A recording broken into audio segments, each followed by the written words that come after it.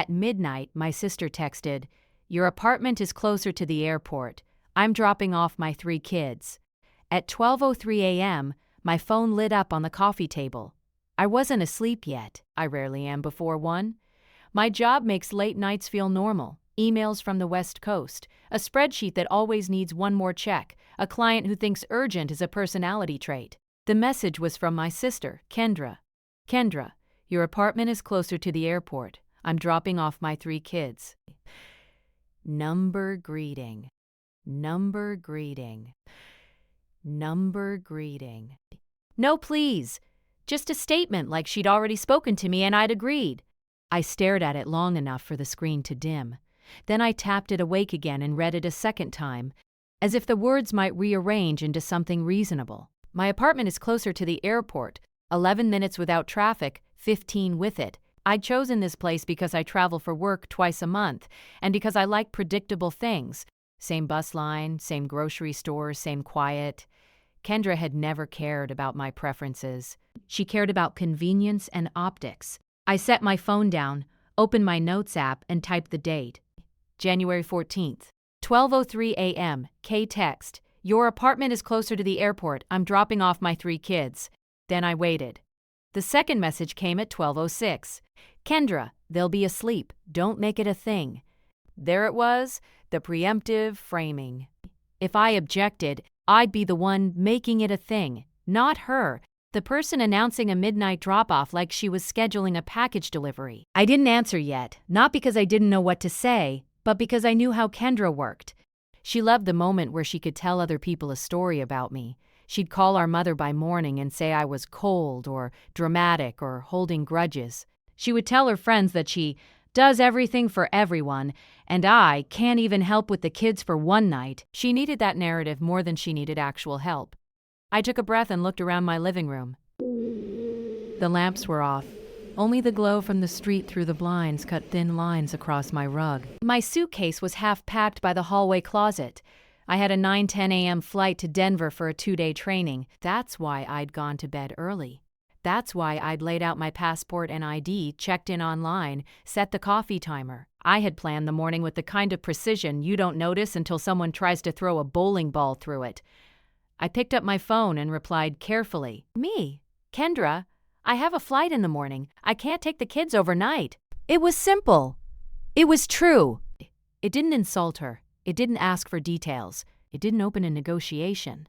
Her response came instantly, like she'd been waiting with her thumb over the screen. "Kendra, I already told them, don't do this." I didn't move for a moment. The phrase "I already told them" was something she used on purpose. It made it feel like the kids were the ones who would suffer, and I was the one choosing it. It also told me she had planned this before texting me. That wasn't new. Kendra had been planning around other people since we were teenagers. She learned early that if she moved fast enough, people would adjust around her rather than stop her. I typed, then erased, then typed again. "Me, please make other arrangements. I'm not available tonight." There. Clear. No openings. I set my phone face down. For 3 minutes, everything was quiet again. Then my doorbell rang. Not a polite ring. A hard press that held for a full second, released, then pressed again.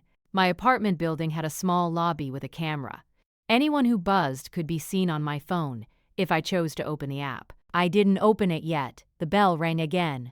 I stood, walked to the peephole and looked. Kendra was in the hallway, hair pulled into a high ponytail, wearing a long beige coat that looked expensive.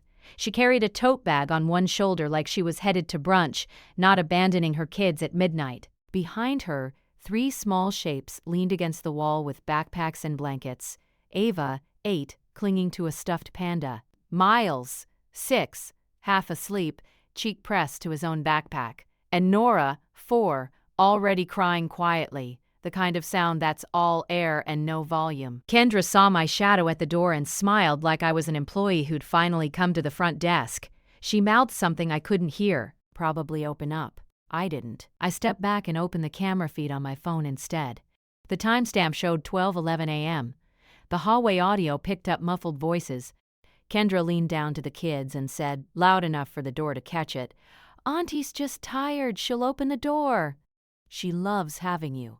Nora's crying got bigger. Kendra stood, smoothed her coat, and then said, with a sigh like she was performing patience, "I told you I have to be at the airport early. We talked about this." I watched her pull her phone out and put it to her ear. My phone lit up with a call. "Kendra." I let it ring. Then I muted it. The bell rang again. A neighbor's door opened down the hall a crack. Mrs. Patel, who lived 2 units away, peered out, her face pinched with concern. Kendra turned instantly, smile switching on as if she had a remote control. "Oh, hi!" Sorry, she said in the bright voice she used for strangers. "Just dropping the kids off for a second?" "Family stuff." Mrs. Hay. Patel's eyes went to the kids, to Nora's tears, to the backpacks, to the hour on the wall clock in the hallway. Mrs. Patel didn't say anything. She just watched. Kendra lowered her voice, still friendly, and added, "My sister's a little strict with schedules." That was how she did it. A casual insult, disguised as a joke, delivered with a laugh so anyone who challenged it looked uptight. I looked at the kids again through the camera. Ava was wide awake now, blinking hard like she'd promised herself she wouldn't cry. Miles had slid down the wall to sit on the floor. Nora's face was wet and shiny in the hallway light. This was the part Kendra counted on. If I opened the door, Kendra would sweep in, kiss the top of my head like we were close, say, "You're the best," and then vanish before I could ask a single question. If I didn't open the door, I would be the villain in a hallway full of witnesses refusing 3 children. I didn't mind being disliked, but I did mind being manipulated. I also didn't want those kids standing in the hall at midnight while their mothers staged a performance. So I opened the door. Kendra immediately stepped forward, pushing past me like my apartment belonged to her. "Thank you," she said, not looking at me, already turning her attention to the kids. "Okay, babies, go inside.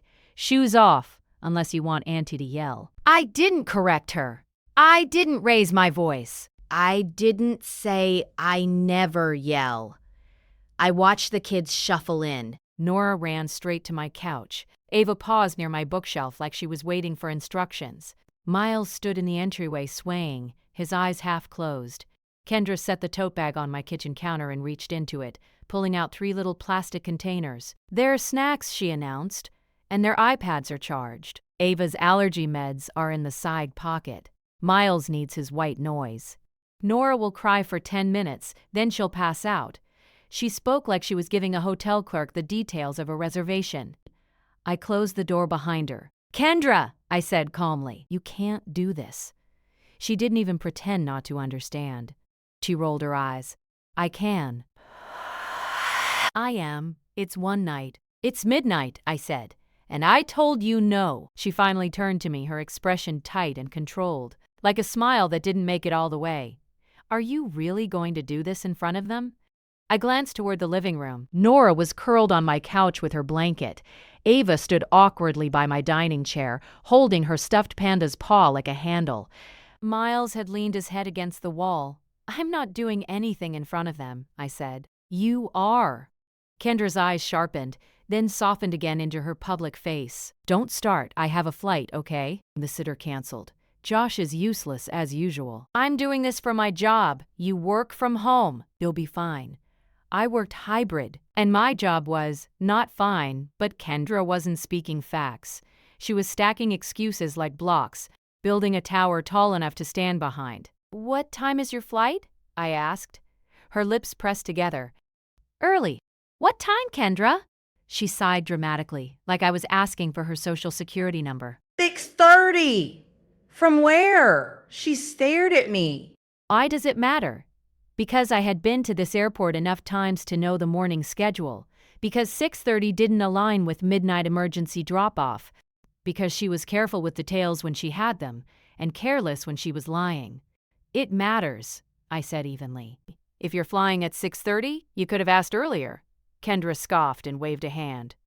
"I didn't want to bother you. I figured I'd just bring them by when they were asleep. But then you started being weird over text."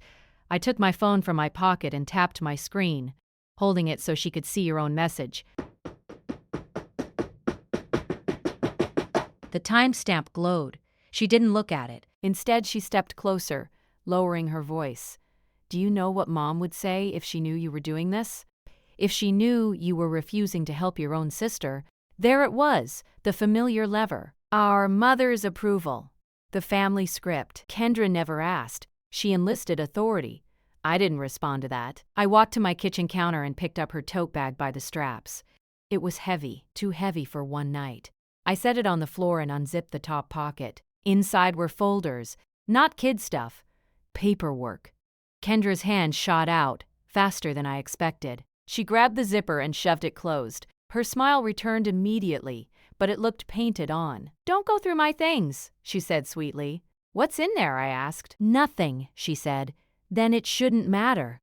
She gave a short laugh, the one she used when she wanted to make me seem paranoid. "You always have to make things so procedural." Procedural. That was her word for boundaries. She glanced toward the living room and raised her voice again. "Okay, kiddos. Auntie's gonna make it fun. I'll FaceTime you in the morning." Ava looked at me, then at her mom, like she'd learned to read tension before she learned multiplication. Miles slid down the wall again, his eyes closing. Nora didn't move. Kendra turned back to me, lowering her voice to a whisper that felt like a threat. "Please don't embarrass me, Mrs. Fallenhory. Patel is nosy. People talk." I looked at her. "Then you shouldn't have done this in the hallway." Her eyes flashed. "I'm going to be late." I knew, in that moment, that if I tried to physically stop her, she'd turn it into a scene. She'd cry in my doorway, accuse me of being cruel, make the kids cry louder so the neighbors came out again. She'd leave anyway, but she'd leave with a story. So I didn't block her. I took out my phone, turned on the voice memo app, and set it on the counter face up. I didn't announce it. I didn't point it at her. I just let it record. Kendra noticed because she noticed everything that might become evidence. Her eyes narrowed. "Are you recording me?" I met her gaze. "I'm documenting what's happening." She let out a laugh, sharp and incredulous. "Whoa! You've gotten so dramatic." I didn't argue. I walked past her, opened my front door, and held it. Kendra blinked, like she couldn't believe I'd do something so quiet and so firm. "You're really kicking me out?" she said loud enough for the hallway to hear. "No," I said evenly. "You're leaving. The kids are staying for now because it's midnight, and they need to be safe. But we're going to clarify the plan." She stared at me, measuring. She was calculating which version of events would play best. Then she smiled again. The bright one. "Fine," she said, stepping out. "I'll call you when I land." "You'll text me your flight details before you go," I said. Her smile faltered. "Why?" "Because I need to know where you are," I said, keeping my voice steady. "And because if you don't, I'll assume you aren't traveling." For a fraction of a second, she looked genuinely angry. Then she leaned in close enough that I could smell her perfume, something clean and expensive, and whispered, "You have no idea what you're doing." I didn't respond. Kendra walked down the hall in her beige coat like she was leaving a dinner party, not abandoning 3 children. Mrs. Patel's door opened again just as Kendra passed, and Kendra gave her a flawless smile. I closed my door. The apartment was quiet except for Nora's sniffles and the low hum of my refrigerator. I turned off the voice memo and saved the file with the date and time. Then I opened my notes app again and typed 12:11 a.m. Kay arrived with 3 kids plus tote. Attempted to leave immediately. Refused to provide flight info. Paperwork in tote. Ava sat at my dining table now, watching me without speaking. She looked older than 8 in the way some kids do when they live around volatility. Miles was already asleep on the entryway bench. Nora had stopped crying, but only because she'd exhausted herself. I walked to Ava and crouched beside her chair. "Hey," I said quietly, "do you know where your mom is going?" Ava hesitated. Then she leaned in like she was telling a secret. She said, "She's going to Miami," Ava whispered. "But she said not to tell Grandma." I kept my face neutral. I didn't react. I didn't ask why Grandma shouldn't know. I just nodded once, like I was taking in a schedule update. "Okay," I said. "Thank you." Then I stood, walked back to my kitchen, and stared at Kendra's tote bag on my floor. It wasn't packed for one night, and she hadn't said Miami in any text. I picked up the tote by the straps, carried it to my desk, and set it under the lamp. I didn't open it yet. I just took a photo of it first, timestamp visible. Then another photo of my phone screen showing her midnight text. Because whatever this was, it wasn't about the airport, and I wasn't going to guess. I was going to collect proof. I sat down at my desk, turned on my laptop, and opened my email. At 12:27 a.m., a new message came in. The subject line made my hands go still on the keyboard. Kendra. Authorization and release form. I didn't open the email right away. That wasn't fear. It was discipline. I saved the message, took a screenshot of the subject line with the timestamp visible, and forwarded it to a folder I'd created years ago called Family, Admin. It wasn't dramatic, it was practical. Kendra had a habit of blurring lines between personal emergencies and paperwork, and I'd learned early that anything involving her needed a paper trail. Only then did I click the email. It was from a regional HR address I recognized, though not personally. Corporate formatting, clean margins, neutral tone. Hello, we are following up regarding the authorization and release form associated with Kendra Williams' leave request. Please confirm receipt and advise if you are still the designated emergency contact and temporary guardian during the leave period indicated. Dates listed, January 14th to January 21st. Thank you, Maribel Cruz. Human Resources Operations January 14th was today. January 21st was 7 days away. I scrolled back up to check the time. The email had been sent at 11:42 p.m., 21 minutes before Kendra's first text, which meant this wasn't a last-minute sitter cancellation. This was planned. I leaned back in my chair and listened to the apartment. Miles' white noise machine hummed softly from the spare room. I'd found it in Kendra's tote without comment and set it up because routine mattered to kids who lived in chaos. Ava had fallen asleep fully dressed on my couch, Panda tucked under her chin. Nora was sprawled sideways, feet on the armrest, breathing heavy. They were safe. That was the priority. Everything else could wait 10 minutes, I replied to HR carefully. Hello, Maribel. I was not informed of any leave request, nor did I agree to serve as temporary guardian. I am currently caring for the children due to an unexpected situation this evening. I will follow up shortly with clarification. Best. I didn't accuse. I didn't explain. I didn't speculate. I stated facts. Then I saved the sentient message, took a screenshot, and added it to the folder. Only after that did I open Kendra's tote. Inside were 3 neatly labeled folders: school, medical, travel, not overnight bag folders. The travel folder wasn't airline tickets. It was hotel confirmations. 2 of them, both in Miami Beach.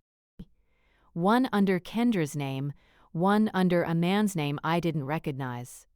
Same dates, January 14th to 21. The medical folder contained copies of insurance cards and consent forms. One of the forms had my name typed in as temporary guardian authorized decision maker. The signature line beneath it was signed, not by me. It wasn't a sloppy forgery. It was better than that. Clean, careful, clearly practiced. Someone who'd watched my handwriting for years. I didn't touch the paper with my bare hands. I slid it back into the folder, closed it, and photographed everything as it was. Wide shots, close-ups, dates, names. Then I put the tote back exactly the way I'd found it. I checked the time again. 1:08 a.m. Kendra still hadn't texted flight details. I opened my phone and sent one message. Me. Please send your flight information now. She read it immediately. No reply. At 1:14 a.m., my mother called. I let it ring twice before answering. Hi, Mom. Her voice was already tight. What is going on? Kendra dropped the kids off, I said. Unexpectedly, she said. You agreed, my mother snapped. She said you were being difficult after the fact. I didn't correct her tone. I didn't argue the framing. I did not agree, I said. She arrived at midnight. There was a pause, then the familiar sigh. You know how your sister is. Yes, I said. That's why I document things. She has a flight, my mother said. This is important for her career. I understand, I replied. But she forged my signature. Silence. I let it sit there. I didn't fill the space. I didn't soften it. She wouldn't do that, my mother said finally, but there was less conviction than usual. I have the paperwork, I said, with dates and a signature that isn't mine. Another pause. Longer this time. What do you want me to do? My mother asked. For now, I said. Nothing. I'll handle the kids. I just need you to be aware. She exhaled slowly. You always make things so official. I make them accurate, I said. She didn't respond to that. After we hung up, I wrote down the call time and summary in my notes. I didn't sleep much, not because I was anxious, but because my brain was running logistics. Breakfast schedules, school drop-off times, my own flight at 6:02 a.m., Kendra finally texted. Kendra, boarding now, no service soon. No flight number, no airline, no gate, I replied once. Me? Send flight details when you land. She didn't respond. At 7:15 a.m., Ava padded into the kitchen while I was packing lunches. She watched me for a moment, then said, Mom said you'd take us to school. Yes, I said. That's the plan. She said you work from home all week, Ava added carefully. I didn't correct her. I handed her a lunch bag with her name written in black marker. Miles wandered in next, rubbing his eyes. Is Mommy coming back today? No, I said. She'll be gone for a bit. How long is a bit? He asked. I paused, then answered honestly. I don't know yet. He accepted that better than adults usually do.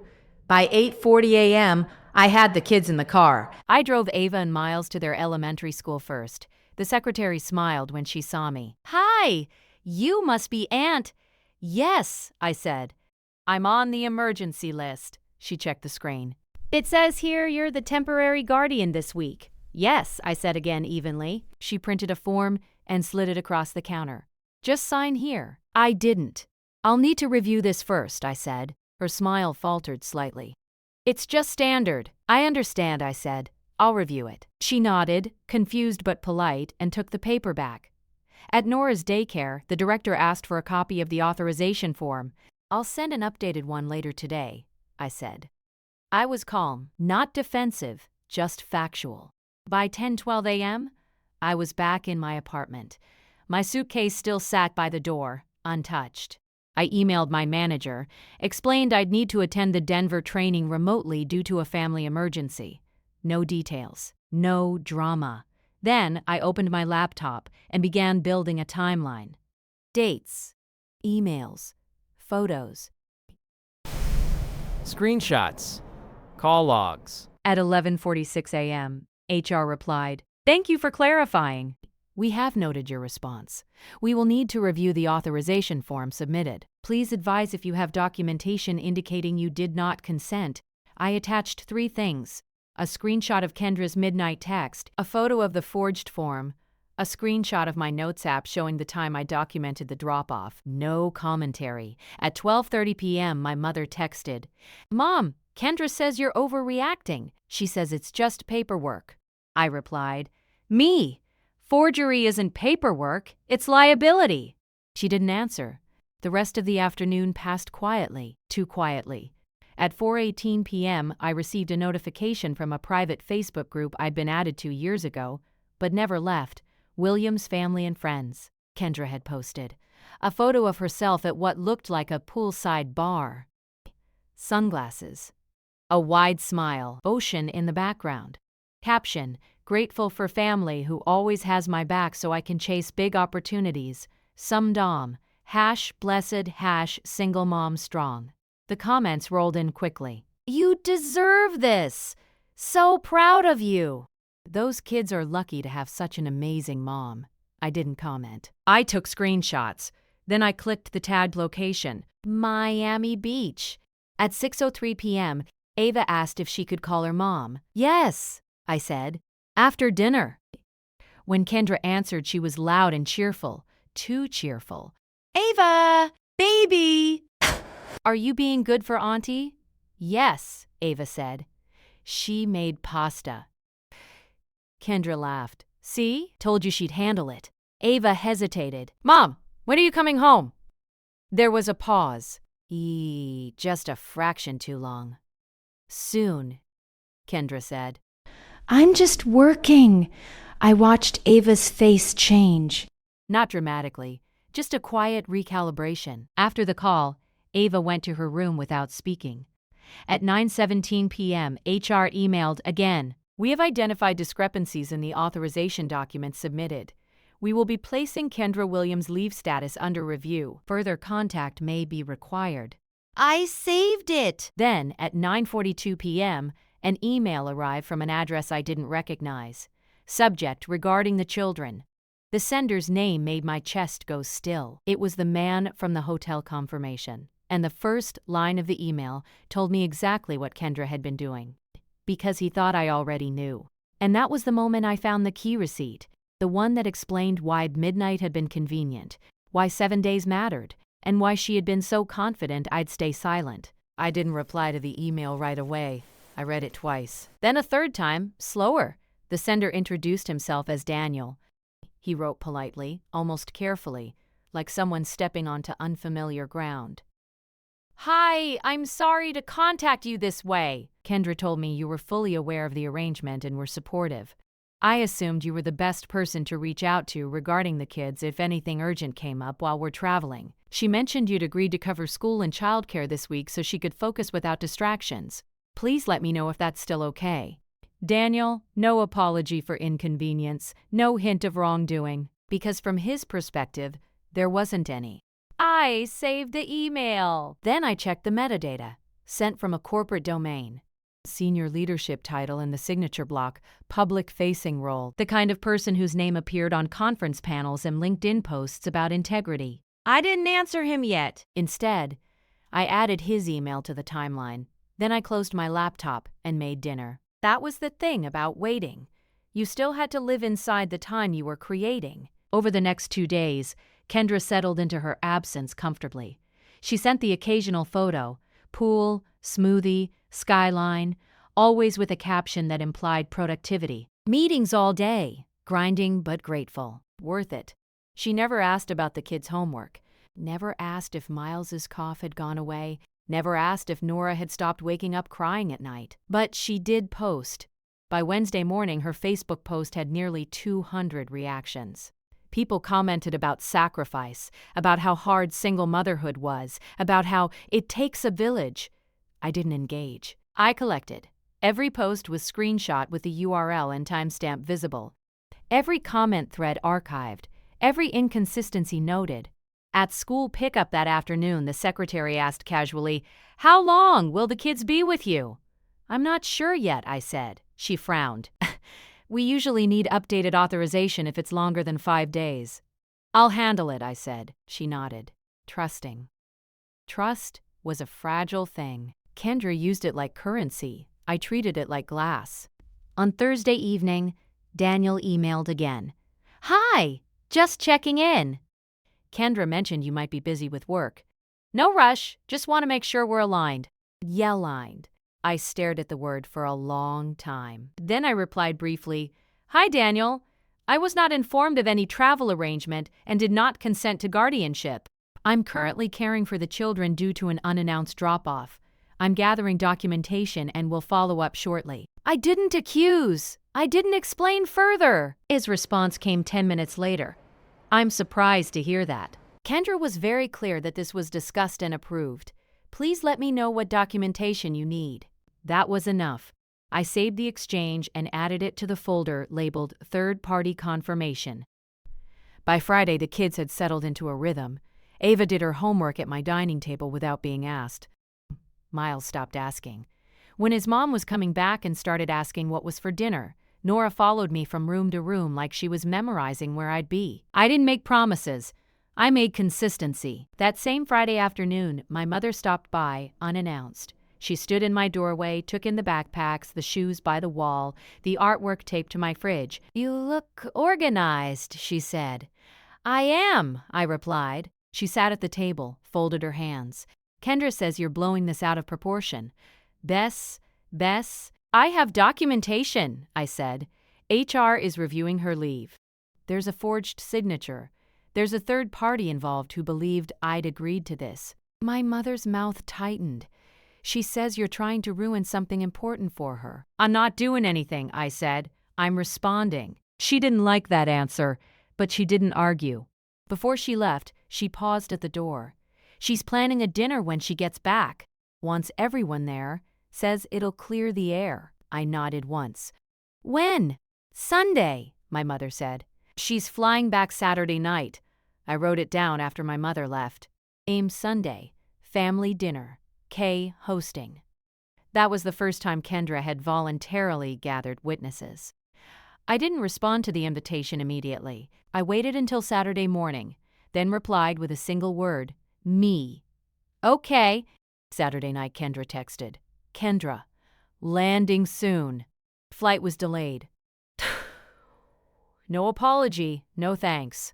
When she arrived an hour later, she swept into my apartment like she'd just returned from a business trip, not a week-long disappearance. Babies! She exclaimed, dropping her bag and kneeling. I missed you so much! The kids reacted differently. Nora ran to her, then stopped short, unsure. Ava hugged her briefly, then stepped back. Miles stayed where he was. Kendra didn't notice. She looked up at me, smiling wide. See? Everyone survived. Yes, I said. They did. Her smile faltered for a moment. Then she stood and clapped her hands. Okay, tomorrow, dinner at my place. We're gonna reset. I nodded. I'll be there! She tilted her head.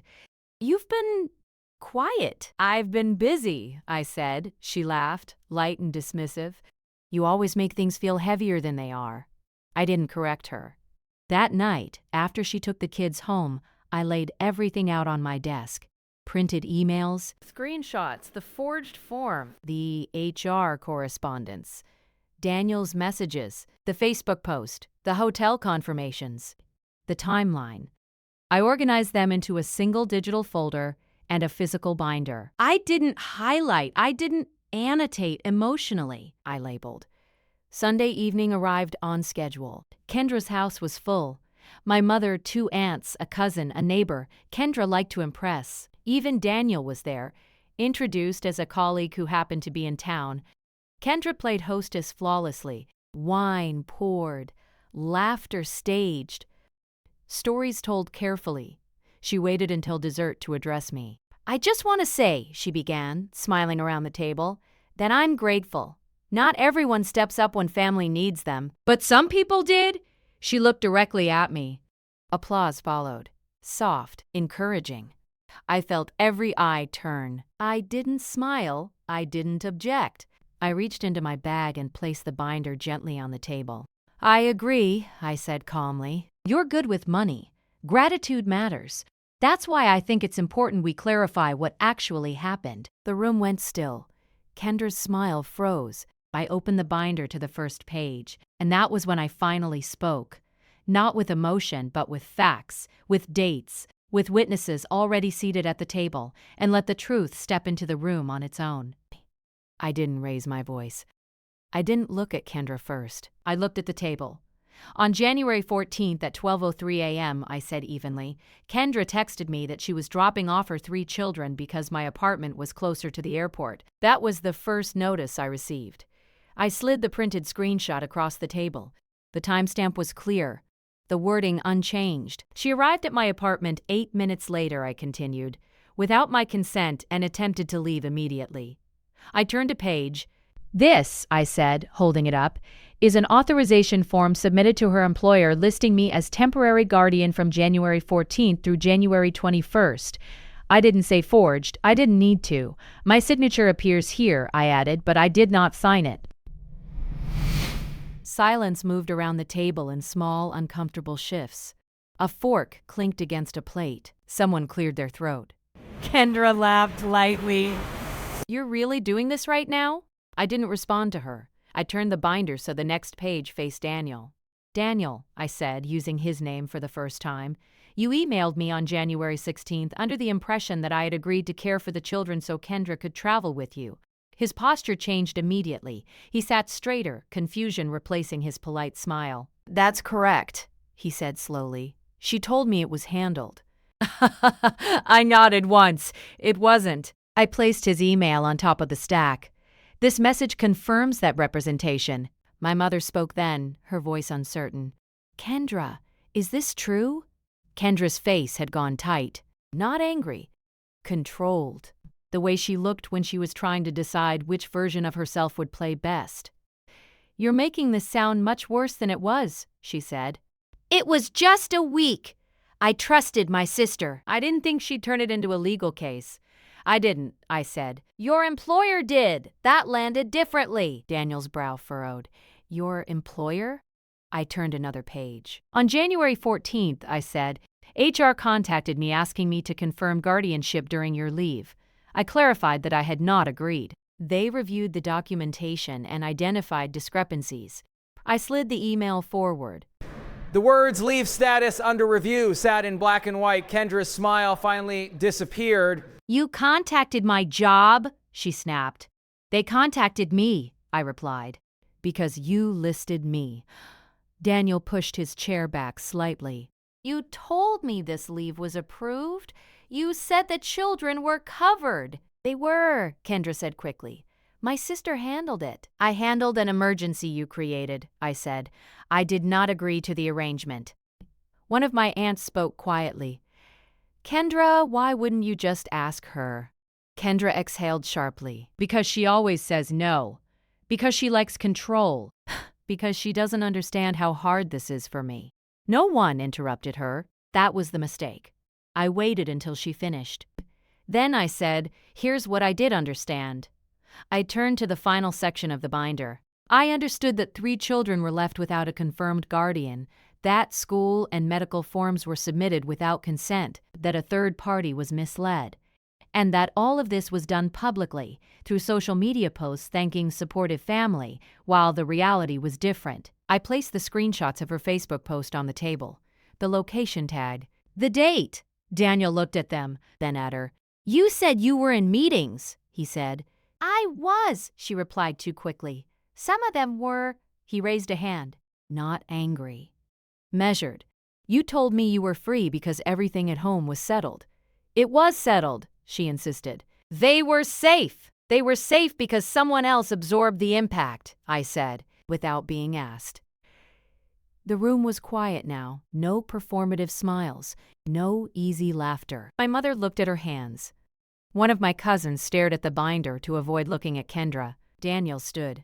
"I think we need to talk privately," he said to Kendra. Her voice sharpened. "Right now?" "Yes," he said. "Right now!" They stepped into the hallway. No one followed. When they returned 10 minutes later, Daniel's expression was different. Not furious, resolved.